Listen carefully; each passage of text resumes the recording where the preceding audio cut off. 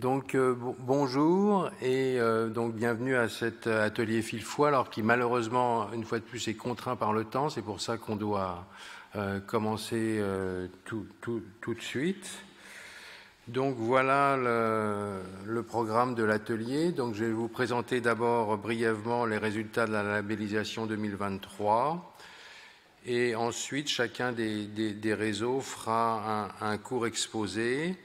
Donc Audrey nous parlera de l'étude APIS pour les maladies vasculaires du foie.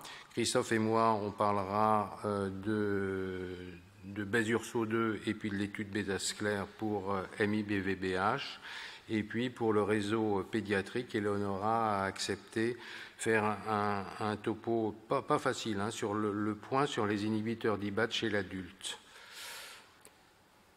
Donc voilà le résultat de la labellisation, même si ce n'est pas encore tout à fait officiel. On attend le décret, mais qui devrait être publié très prochainement. Mais on nous a juré que c'était ça, les résultats ne changeraient plus. Donc, comme vous voyez, pour le réseau AVB, eh bien, il y a eu une augmentation du nombre de centres constitutifs, passant de 2 à 4. Pour le réseau MVF, une augmentation du nombre également de centres constitutifs passant de 1 à 2, et pour MIBVH, une augmentation également passant de 3 à 4, si bien qu'à l'échelon de l'ensemble de la filière, donc on a bien sûr toujours les 3 centres coordonnateurs qui n'ont pas changé, et nous sommes passés de 6 centres constitutifs à 10 centres, en sachant que le nombre de centres de compétences est resté globalement stable. Alors, plus en détail, si j'ose dire, donc pour MVF et en saumon donc, sont indiqués les nouveaux centres. Eh bien, le nouveau centre pour MVF, c'est Tours. Pour atrésie des voies biliaires et cholestase génétique, les nouveaux centres sont Toulouse et Marseille.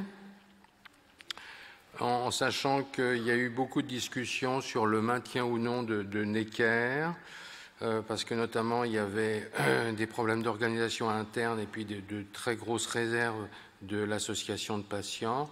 Donc pour Necker, il est prévu une revoyure vraiment dans 1 an pour voir si le centre remplissait vraiment ses missions. Donc pour MIVBH, donc les nouveaux centres sont Lyon, Bicêtre et Nantes.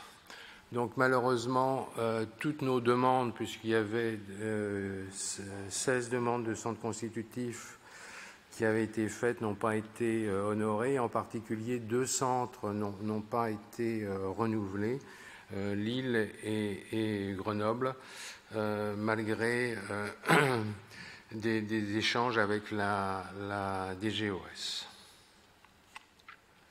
Donc voilà pour le plaisir des yeux comment se répartit l'ensemble des centres. Vous voyez, avec une assez bonne répartition géographique, avec toujours un peu au niveau de l'Est et du Sud-Ouest, un petit déficit géographique.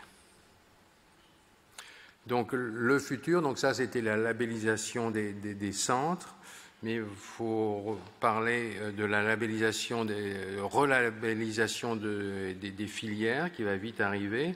Donc d'une part, à la fin de cette année, normalement, le rapport sur le bilan du plan national maladie rare 3 sera fait, et donc un PNMR 4 devrait être publié fin février 2024, même si on pense que là, les délais sont assez courts, donc on attend beaucoup de la DGOS. Et donc le processus de la relabellisation des filières devrait démarrer à l'automne 2024, et la nouvelle labellisation, qui sera sans doute plus rapide que pour les centres, devra être effective pour 2025.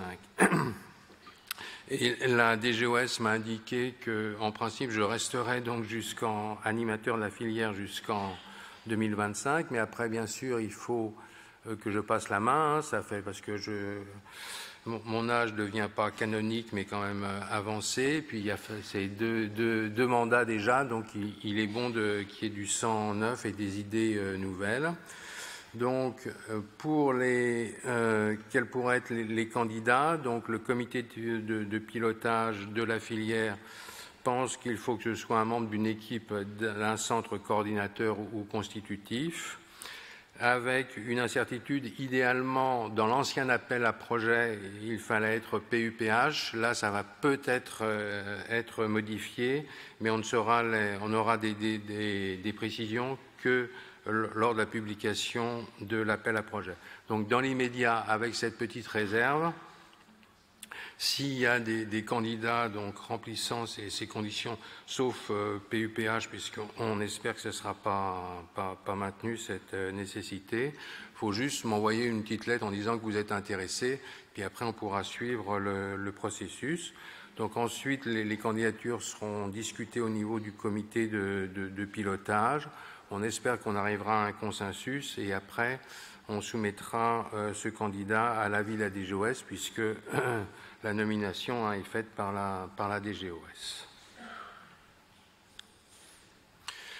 Et puis, pour terminer cette introduction donc, sur Fil-Foix, je voudrais insister sur la réunion transition qui sera animée par Teresa, qui a dirigé un état des lieux au sein de la filière en 2023 avec des questionnaires et donc elle a fait l'analyse et la synthèse de ces questionnaires et elle nous fera part donc des conclusions et surtout des prochaines étapes puisque vraiment la transition nous semble quelque chose de très important pour la filière. Et donc cette réunion se tiendra le vendredi là, de 8h30 à 9h45 dans la salle 8. Voilà, donc il me reste 1 minute 12 pour éventuellement répondre à vos questions. Ça sera pareil pour chacun des exposés, mais bien sûr après on pourra discuter dans les couloirs. Donc est-ce que vous avez des remarques ou des questions brûlantes ?